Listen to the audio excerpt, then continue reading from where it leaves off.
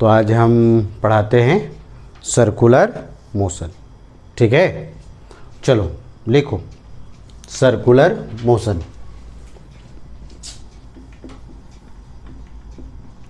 Circular motion लिखो तो, when particle moving on circular path, moving on circular path, then motion of particle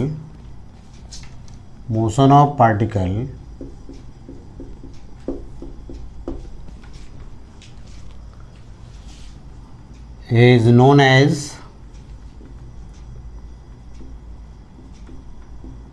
circular motion. ठीक है,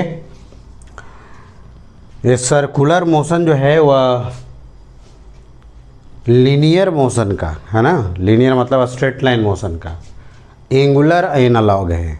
कौन सा एनालॉग है? एंगुलर एनालॉग है। ठीक है, जैसे मोशन इन स्ट्रेट लाइन में बताए थे ना डिस्प्लेसमेंट, है ना, तो यहाँ पढ़ेंगे एंगुलर डिस्प्लेसमेंट। वहाँ बताए थे लीनियर वेलोसिटी या सिर्फ वेलोसिटी, यहाँ पढ़ेंगे एंगुलर वेलोसिटी। ठीक है, वहाँ पढ़े थे एक्सेलरेशन, यहाँ पढ़ेंगे एंगुलर एक्सेलरेशन। क्लियर है? आई बात समझ में? तो सारे टर्म पहले इसमें काइनेमेटिकल टर्म है वो डिफाइन कर लेते हैं। तो लिखो angular kinematical term, angular kinematical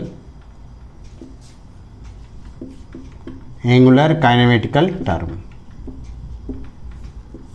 angular kinematical term. ठीक है, जैसे पहला पॉइंट देखते हैं एंगुलर डिस्प्लेसमेंट। एंगुलर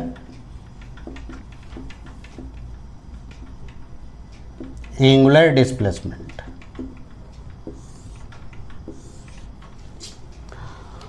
समझो। जैसे मान लो कोई पार्टिकल है वो सर्कुलर पाथ में मूव कर रहा है ना।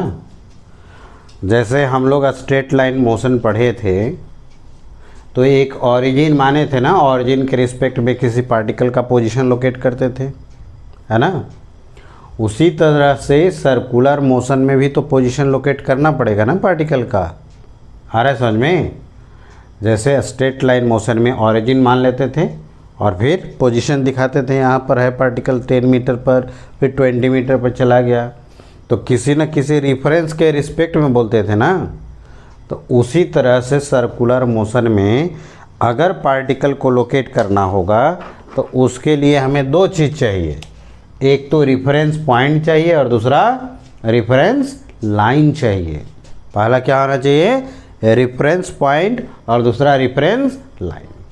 ठीक है, सर्कुलर मोशन में जो सेंटर होता है ना वह जनरली रेफरेंस पॉइंट मानते हैं, और कोई भी आर्बिट्री एक लाइन ले लो जिसे रेफरेंस लाइन कह देंगे। ये जो सेंटर है ना वह रेफरेंस पॉइंट कह दिए। कौन सा पॉइंट कह दिए? Reference point, reference point. और ये एक लाइन बना दिए, इसे कहेंगे रेफरेंस लाइन, रेफरेंस लाइन। अब समझो, टर्म समझो। जैसे पार्टिकल मान लो ये सर्कुलर पाथ पर मूव कर रहा है, ऐसे जा रहा है ना। तो कुछ टाइम में ये सेंटर पर तो कुछ एंगल बना लेगा ना। मान लो पार्टिकल यहाँ पर चला गया, तो इस पार्टिकल को रेफरेंस पॉइंट को एक लाइन से ज्वाइन करो।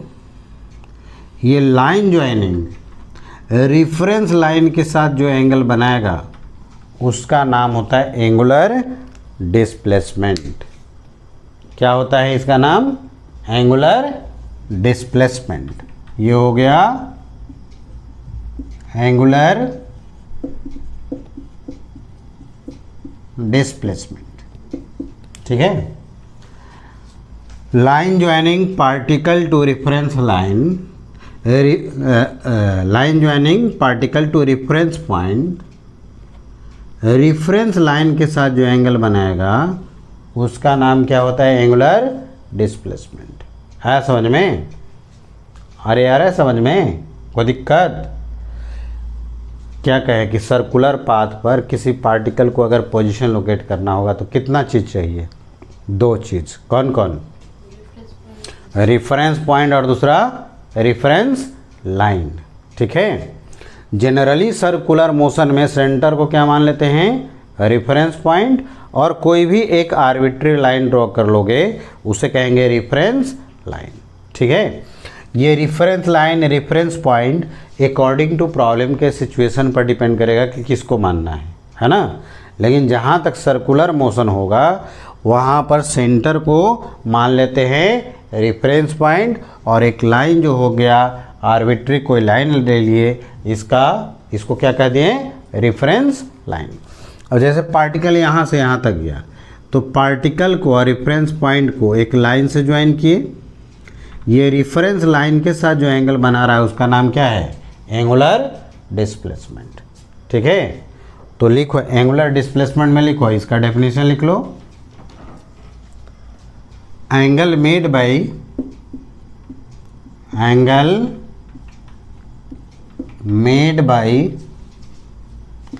line joining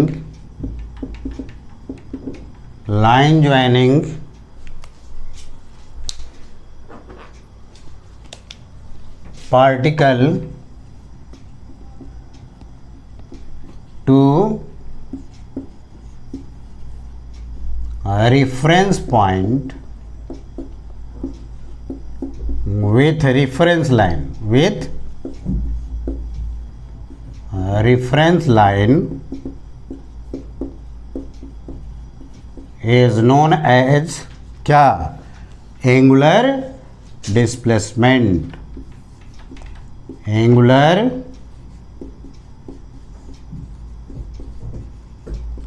displacement. ठीक है, क्लियर है यहाँ तक? अब ये एंगुलर डिस्प्लेसमेंट जो है इसका एसआई यूनिट लिखो तो क्या होगा? लिखो SI unit of angular displacement.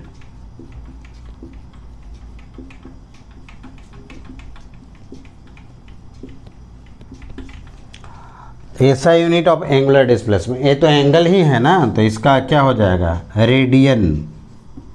क्या होगा? रेडियन। ठीक है, कोई दिक्कत तो नहीं? ये एंगुलर डिस्प्लेसमेंट जो है वह दोनों ही क्वांटिटी है, स्केलर भी है और वेक्टर भी। आ रहा है समझ में? तो नेक्स्ट पॉइंट में लिखो एंगुलर डिस्प्लेसमेंट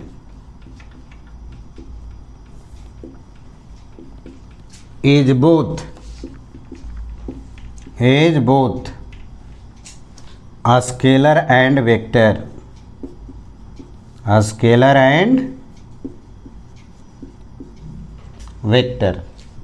ठीक है। लार्जर एंगुलर डिस्प्लेसमेंट जो होता है वह स्केलर क्वांटिटी होता है, और स्मॉलर एंगुलर डिस्प्लेसमेंट जो होता है वह वेक्टर क्वांटिटी होता है। लिखो आगे।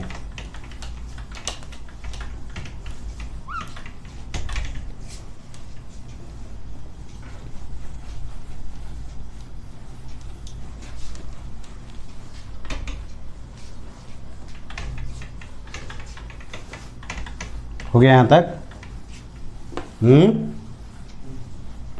लिखो लार्जर एंगुलर डिस्प्लेसमेंट, पॉइंट करते हुए आगे लिखो लार्जर एंगुलर डिस्प्लेसमेंट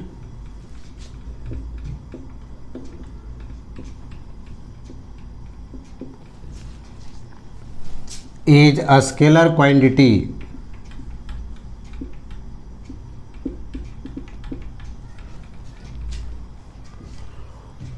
और स्मॉलर एंगुलर डिस्प्लेसमेंट जो होगा वह वेक्टर क्वांटिटी होगा। लिख लो, smaller angular displacement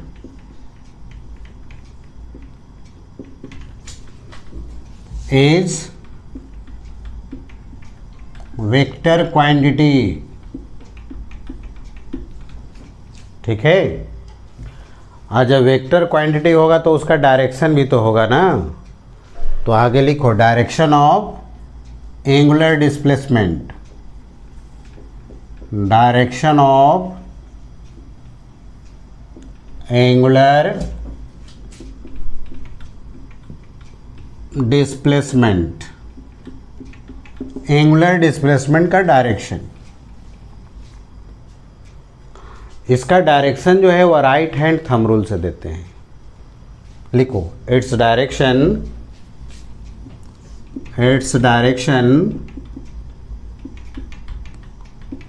is given by right hand thumb rule, right hand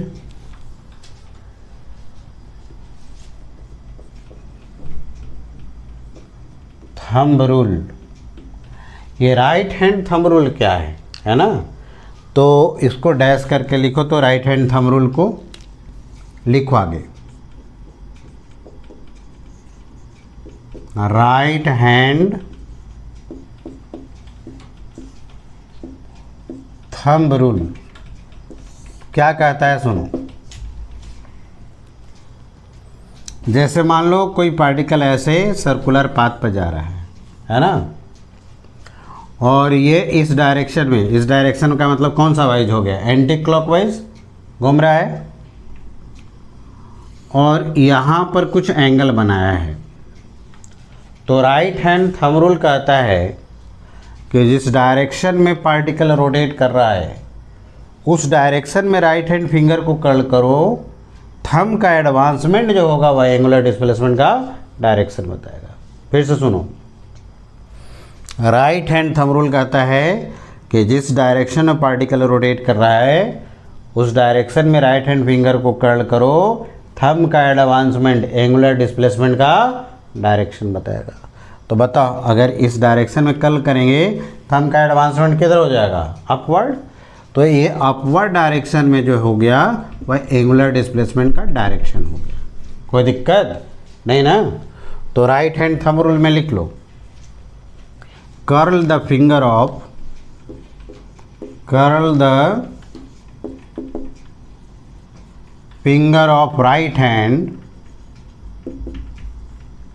right hand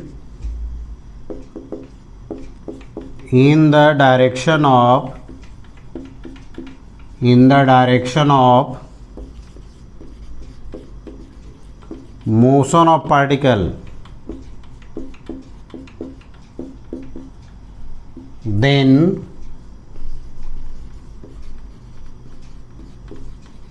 advancement of thumb gives the direction of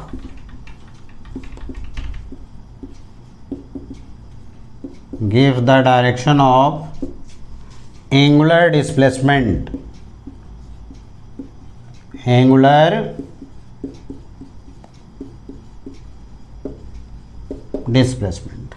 ठीक है। फिगर बना के दिखाना।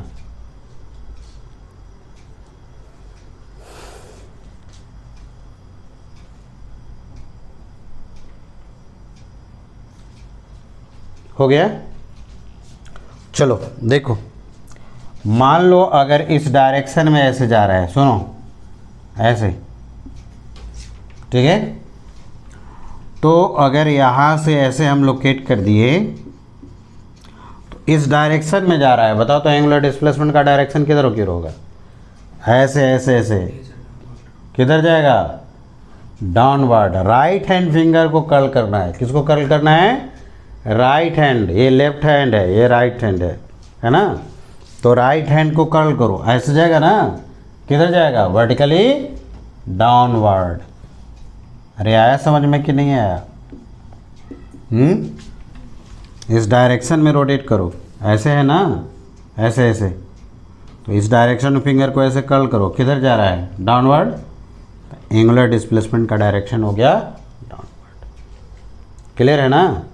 फिगर बनाओ, फिगर बनाओ जल्दी से।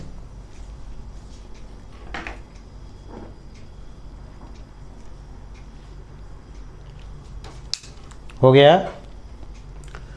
चलो, एंगुलर डिस्प्लेसमेंट तो हम लोग समझ गए, है ना। अब लिखो आगे सेकेंड टर्म, एंगुलर वेलोसिटी।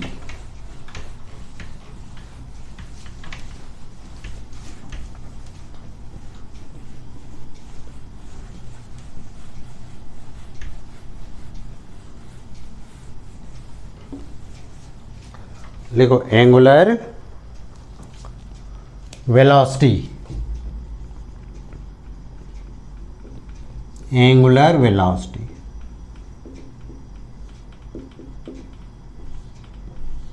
समझो, जैसे मान लो यहां पर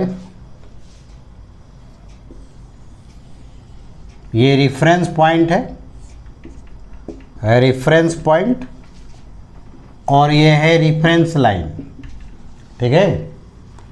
और यहाँ पर मान लो पार्टिकल है, पार्टिकल को रेफरेंस पॉइंट से ऐसे ज्वाइन कर लिए, ठीक है।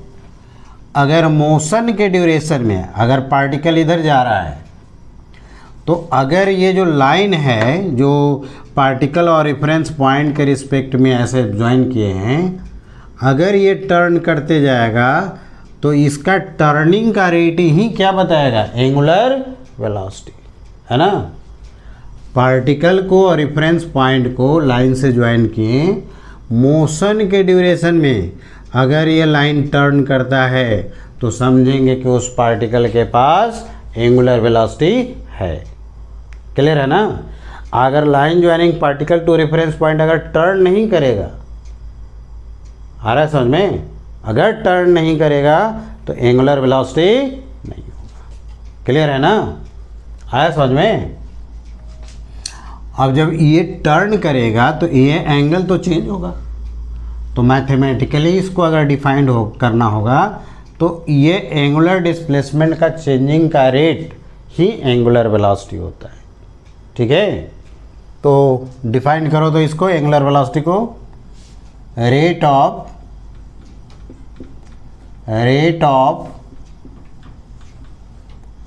Change of angular displacement, rate of change of angular displacement with respect to time, with respect to time is known as angular velocity, angular velocity। Mathematically इसको ऐसे लिखेंगे, omega is equal to d theta by d t, omega is equal to d theta by d t, ठीक है, आया समझ में। अब ये एंगुलर वेलोसिटी भी वेक्टर क्वांटिटी है। एंगुलर वेलोसिटी कौन सा क्वांटिटी है, वेक्टर क्वांटिटी। पहले इसका ऐसा यूनिट लिखो, लिखो ऐसा यूनिट ऑफ एंगुलर वेलोसिटी, इसका एंगुलर वेलोसिटी का ऐसा यूनिट क्या होगा, रेडियन पर सेकेंड, रेडियन पर सेकेंड। इसको ऐसे लिखेगा आरपीएस, हाँ रेडियन, या फिर छोड़ दो आरपीएस से रिवोल्यूशन से इंडिकेट भी कर देता है ना, ये डायरेक्टली ऐसे लिखना रेडियन पर सेकेंड। और भी ये तो ऐसा यूनिट हो गया। कभी कभी जैसे आरपीएस लिख रहे थे ना, आरपीएस, आरपीएस का मतलब रिवोल्यूशन पर सेकंड, है ना। फुल फॉर्म लिखो आरपीएस का, आरपीएस का फुल फॉर्म क्या हुआ, revolution per second, revolution per second, ठीक है।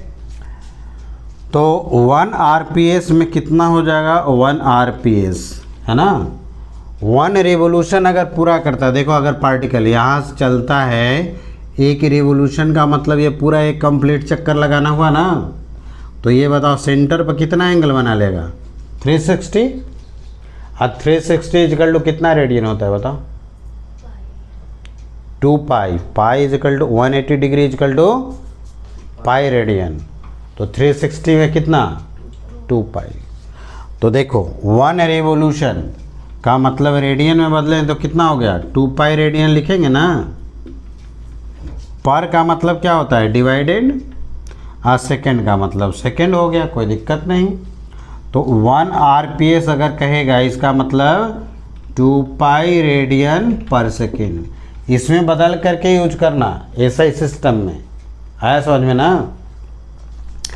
एक होता है आरपीएम, आरपीएम का मतलब हो गया रिवोल्यूशन पर मिनट। तो 1 रिवोल्यूशन का मतलब कितना रेडियन होता है, 2 पाई रेडियन। पर का मतलब क्या होता है, डिवाइडेड, और ये मिनट है, इसको सेकंड में बदलो तो ये काट देंगे ऐसे, बताओ कितना हो गया, पाई बाई 30 रेडियन पर सेकेंड। तो आरपीएम दिया हो, आरपीएस हो, तो ये समझना है, क्लियर है ना। तो यह ऐसा यूनिट तो हो गया रेडियन पर सेकेंड, ये सब यूज करते रहता है, तो इसको समझ करके रखना है याद, क्लियर ना। आई बात समझ में।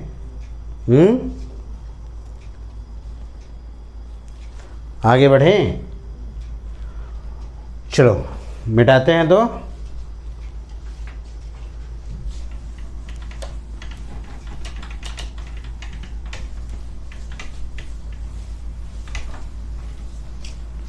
देखो छोटे छोटे प्रॉब्लम इस पर दिया जा सकता है। अच्छा, एंगुलर वेलोसिटी हो गया ना, पहले इसका डायरेक्शन भी लिखो। एंगुलर वेलोसिटी वेक्टर क्वांटिटी है, कैसा क्वांटिटी है, वेक्टर क्वांटिटी। लिखो, पॉइंट करते हुए आगे लिखो, angular velocity is a vector quantity. अच्छा, किस तरह का वेक्टर होगा, है ना। जितने भी एंगुलर टर्म हैं अगर वेक्टर होगा तो सब एक्सियल वेक्टर होगा। कौन सा वेक्टर होगा, एक्सियल। एक्सियल वेक्टर किसको कहते हैं, वह वेक्टर जो एक्सिस के तरफ डायरेक्टेड हो। किसके तरफ डायरेक्टेड हो, एक्सिस के तरफ डायरेक्टेड हो, उसे एक्सियल वेक्टर कहते हैं। जैसे एंगुलर डिस्प्लेसमेंट का डायरेक्शन कैसे निकाले हम लोग, राइट हैंड थंब रूल से निकाले ना। जिस डायरेक्शन में पार्टिकल रोटेट कर रहा है उस डायरेक्शन में राइट हैंड फिंगर को कर्ल किए, थंब का एडवांसमेंट जो हो गया वह एंगुलर डिस्प्लेसमेंट का डायरेक्शन दे दिया। तो ये एक्सिस के तरफ जा रहा है ना, तो जो एक्सिस के तरफ जा रहा है वेक्टर उसका नाम होता है एक्सियल वेक्टर या एक्सियल वेक्टर कहते हो। तो ये कौन सा वेक्टर होगा, एक्सियल वेक्टर या एक्सियल वेक्टर, जो पढ़ना है पढ़ो। हो गया, लेकिन है तो वेक्टर। अब वेक्टर होगा तो डायरेक्शन होगा, है ना। तो इसका भी डायरेक्शन, एंगुलर वेलोसिटी का भी डायरेक्शन जो होगा वह राइट हैंड थंब रूल से ही देते हैं।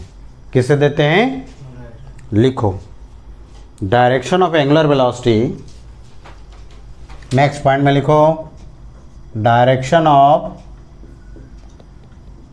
Angular velocity, direction of angular velocity given by right hand thumb rule, right hand thumb rule। Right hand thumb rule same है ना। राइट हैंड थंब रूल बताया था ना, क्या कहता है कि जिस डायरेक्शन में पार्टिकल रोटेट कर रहा है उस डायरेक्शन में राइट हैंड फिंगर को कर्ल करेंगे, थंब का एडवांस में एंगुलर वेलोसिटी का डायरेक्शन बताएगा, है ना। Direction of angular velocity is given by right hand thumb rule, same as, लिख लो, सेम एज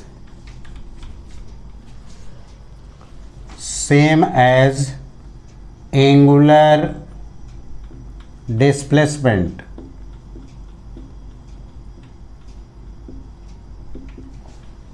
एग्जाम्पल करके देखो, समझाते हैं। मान लो ऐसे रोटेट कर रहा है पार्टिकल, ऐसे, ठीक है। बताओ तो एंगुलर वेलोसिटी का डायरेक्शन क्या होगा? जिस डायरेक्शन में पार्टिकल रोटेट कर रहा है उस डायरेक्शन में राइट हैंड फिंगर कर्ल करो, किधर गया? अपवर्ड। तो इसका जो डायरेक्शन हो जाएगा एंगुलर वेलोसिटी का, वह अपवर्ड डायरेक्शन में हो गया, ठीक है। चलो नेक्स्ट देखो, इस तरह से है, ऐसे। बताओ एंगुलर वेलोसिटी का डायरेक्शन किधर की ओर होगा? जिस डायरेक्शन में रोटेट कर रहा है उस डायरेक्शन में राइट हैंड फिंगर कर्ल करो, वो किधर गया? डाउनवर्ड। तो ये डाउनवर्ड डायरेक्शन में एंगुलर वेलोसिटी का डायरेक्शन हो गया। लिखो जल्दी से।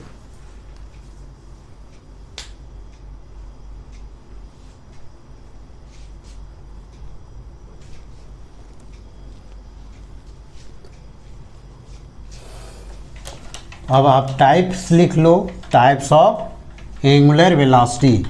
जिस तरह से लिनियर वेलोसिटी का टाइप्स हम लोग देखते थे ना, उसी तरह से यहाँ पर एंगुलर वेलोसिटी का भी टाइप्स देखेंगे। लिखो types of angular velocity. Types of angular velocity. First में लिखो instantaneous angular velocity.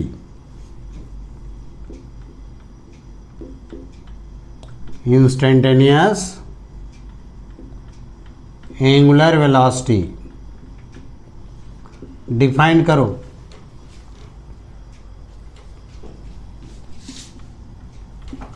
Rate of change of angular displacement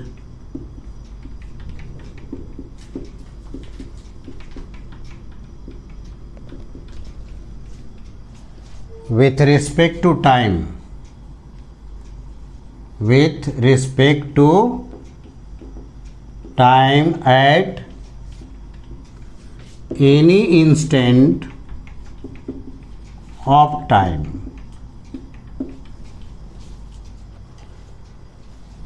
is known as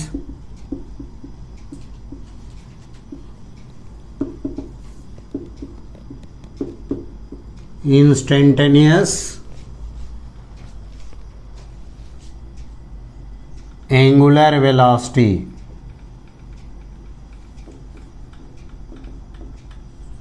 instantaneous angular velocity. देखो मैथमेटिकली ऐसे लिखते हैं, omega is equal to d theta by d t at t is equal to t naught, ऐसे, ठीक है। जैसे linear velocity में हम लोग डिफाइन करते थे वैसे ही।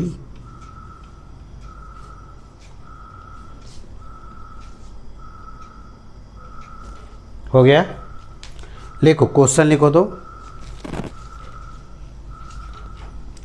Angular displacement, angular displacement of a particle vary with time, vary with time, theta is equal to t square plus 4, then find instantaneous angular velocity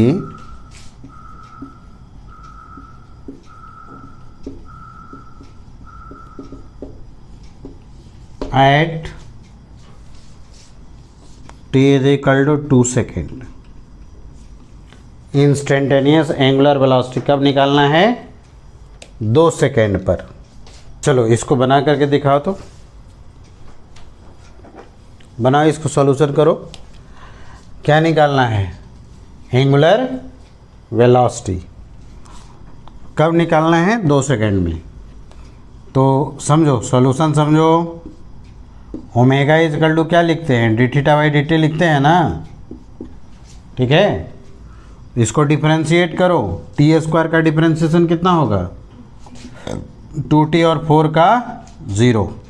तो ओमेगा जो हो गया वह 2 इंटू टी हो गया। लेकिन कितने टाइम में चाहिए आपको एंगुलर वेलोसिटी? 2 सेकेंड में। तो लिखेंगे at t is equal to 2 second. यहाँ से ओमेगा कितना मिल जाएगा ये बताओ? 2 इंटू 2 होगा ना, मतलब कितना हो गया बताओ? 4 रेडियन पर सेकेंड। कोई दिक्कत नहीं ना? चलो आगे बढ़े। तो इंस्टेंटेनियस निकल जाएगा। केवल एंगुलर वेलोसिटी कहेगा ना भी, तो समझना है कि इंस्टेंटेनियस वेलोसिटी एंगुलर वेलोसिटी ही बोल रहा है। सिर्फ एंगुलर वेलोसिटी लिखवाए मतलब समझो इंस्टेंटेनियस ही हो गया। चलो सेकेंड टाइप का लिखो। तो सेकेंड टाइप का एवरेज एंगुलर वेलोसिटी सेकेंड में लिखो।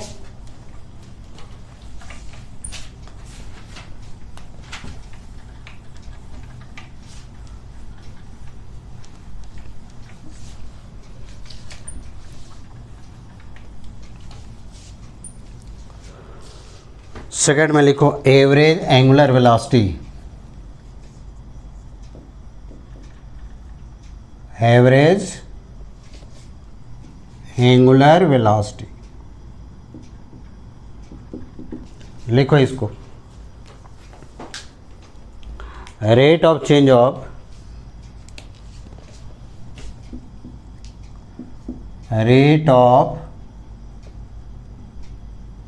change of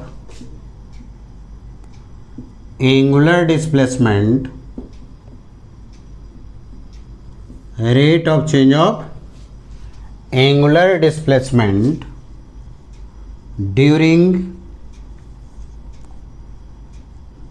certain interval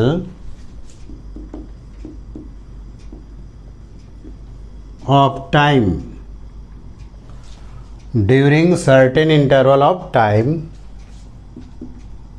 is known as average angular velocity। Average angular velocity. देखो इसको मैथमेटिकली ऐसे इंडिकेट करते हैं, ये ऐसे ब्रैकेट दे देते हैं, ये इंडिकेट होता है एवरेज। और ये कैसे डिफाइंड है? Final angular displacement minus initial bye final time minus initial time. Average का और भी फार्मूला होता है। एक फार्मूला तो ये याद रखना है। चलो पहले इस पर ही हम एक क्वेश्चन दे देते हैं। लिखो क्वेश्चन। क्वेश्चन लिखो तो ए particle is projected, a particle is projected with a speed u by making angle theta with horizontal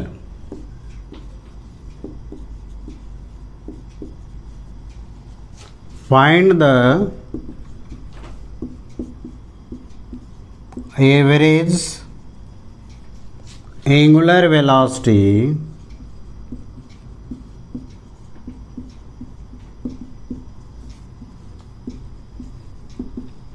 during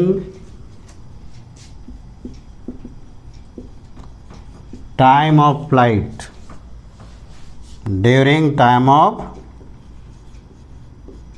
flight. Time of flight के ड्यूरेशन में क्या निकालना है? Average angular velocity. समझो, जैसे यहाँ से पार्टिकल को प्रोजेक्ट करते हैं इस तरह से, ठीक है, कितना स्पीड से? यू से कितने एंगल पर? थीटा पर। जब यहाँ पर आएगा तो तुम जानते हो कि सेम लेवल पर आने पर स्पीड क्या होता है? सेम। पढ़ा है ना?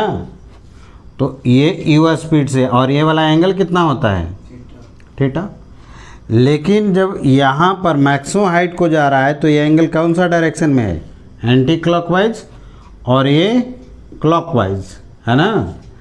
एंटी क्लॉकवाइज डायरेक्शन में ये एंटी क्लॉकवाइज होता है। एंटी क्लॉकवाइज में जो एंगल रहेगा उसको पॉजिटिव मानेंगे, और ये जो क्लॉकवाइज में होगा उसे नेगेटिव मानेंगे, है ना? तो ये ड्यूरिंग टाइम ऑफ फ्लाइट, मतलब यहाँ से यहाँ तक गया है, उस ड्यूरेशन में बताना है एवरेज एंगुलर वेलोसिटी। ठीक है, आ रही बात समझ में? तो अगर इनिशियल एंगुलर डिस्प्लेसमेंट देखें तो ये वाला बताएंगे ना हम, ठीक है? तो ये वाला कौन सा एंगल है, कौन सा वाइज में है? एंटी क्लॉकवाइज में। तो ये पॉजिटिव लिखें या नेगेटिव लिखें?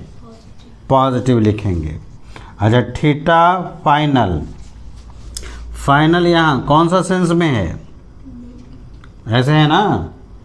इसका नाम क्या होता है? एंटी क्लॉकवाइज, एंटी क्लॉक, और इसको क्या कहते हैं? क्लॉकवाइज, क्लॉकवाइज, और यह है एंटी क्लॉकवाइज। ठीक है, तो फाइनल ये कौन सा वाइज में है बताओ? क्लॉकवाइज में है ना? अरे कौन सा वाइज में है? क्लॉकवाइज में है। तो क्लॉकवाइज में एंगल कैसा लेना है? नेगेटिव। ठीक है, अब ये बताओ कि एवरेज एंगुलर वेलोसिटी का फार्मूला क्या है? थीटा फाइनल, देख रहे हो ना यहाँ पर? थीटा फाइनल कितना है? Minus theta. इनिशियल कितना है? थीटा। अब फाइनल टाइम कितना होगा? यहाँ से तो स्टार्ट ही किया है, तो जब यहाँ से स्टार्ट किया है तो यहाँ टाइम कितना होगा? 0। और जब यहाँ पर आएगा तो ना ये टाइम फाइनल हो जाएगा। तो टाइम फाइनल जो हो गया वो तो टाइम ऑफ फ्लाइट हो गया, और इनिशियल टाइम कितना हो गया? 0। तो ये हो गया -2 थीटा बाई टी। टी क्या है? टाइम ऑफ, कितने के बराबर होता है बताओ? Two u sine theta by g होता है ना? तो जी कहाँ चला जाएगा? ऊपर। 2 से 2 कैंसिल हो गया, तो ये एंगुलर वेलोसिटी कितने के बराबर हो गया है बताओ? -g theta by u sine theta. Minus sine कौन सा सेंस को इंडिकेट कर रहा है बताओ तो? क्लॉकवाइज या एंटी क्लॉकवाइज?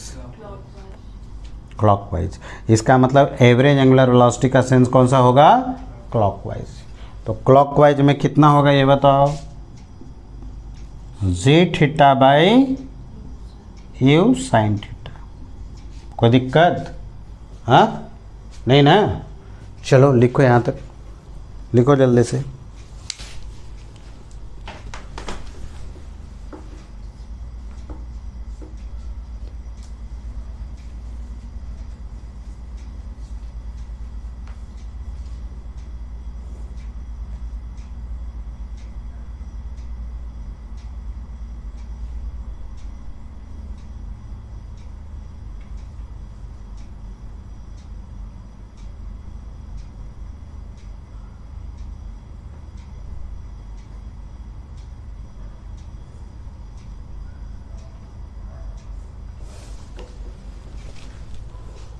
हो गया?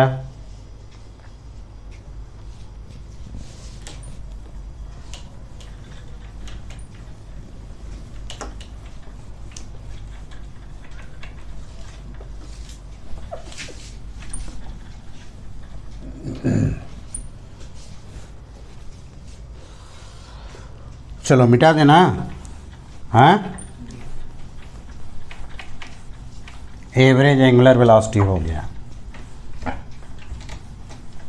अब आगे लिखो।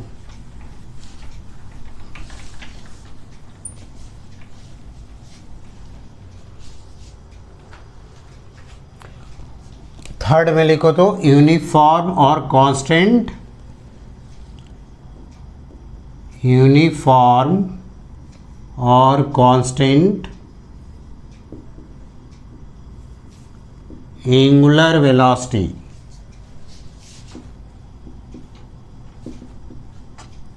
यूनिफॉर्म और कांस्टेंट एंगुलर वेलोसिटी लिखो। If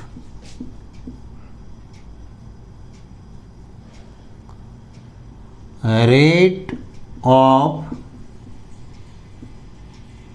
change of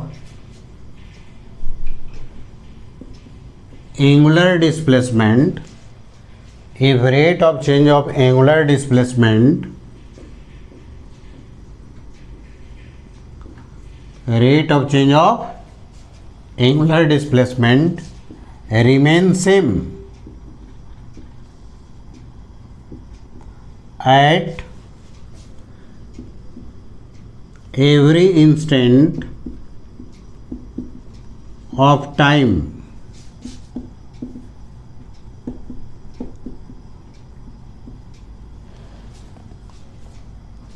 is known as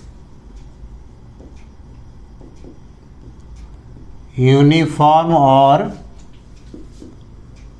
constant angular velocity, uniform और कांस्टेंट एंगुलर वेलोसिटी। देखो अगर ओमेगा लिख रहे हैं और D theta by d T लिख रहे हैं और ये अगर कांस्टेंट आ गया तो ये ओमेगा जो है वह क्या कहलाएगा, यूनिफॉर्म या फिर कांस्टेंट। ठीक है, चलो देखो एक क्वेश्चन लिखो तो क्वेश्चन लिखो। Angular displacement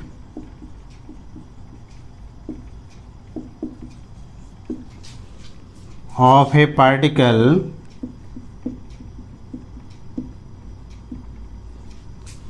vary with time,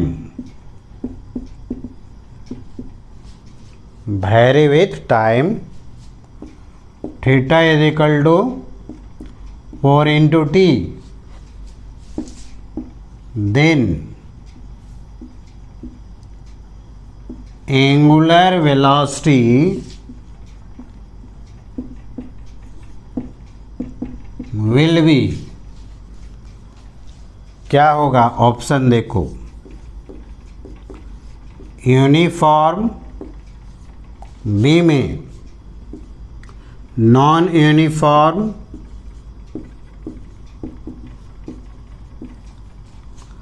सी में, मे बी यूनिफॉर्म और नॉन यूनिफॉर्म,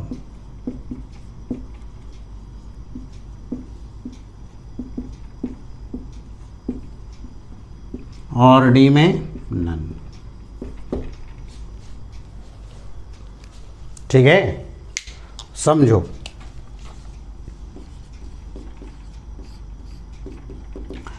थीटा जो है वह कितने के बराबर है, 2t। तो अगर d theta by d t omega constant आ जाएगा तब यूनिफॉर्म कहेंगे ना।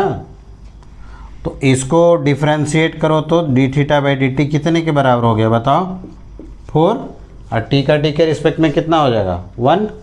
तो बताओ इसका ओमेगा कांस्टेंट आया या वेरिएबल आया, कांस्टेंट को क्या कहते हैं, दूसरा नाम क्या है, यूनिफॉर्म ना।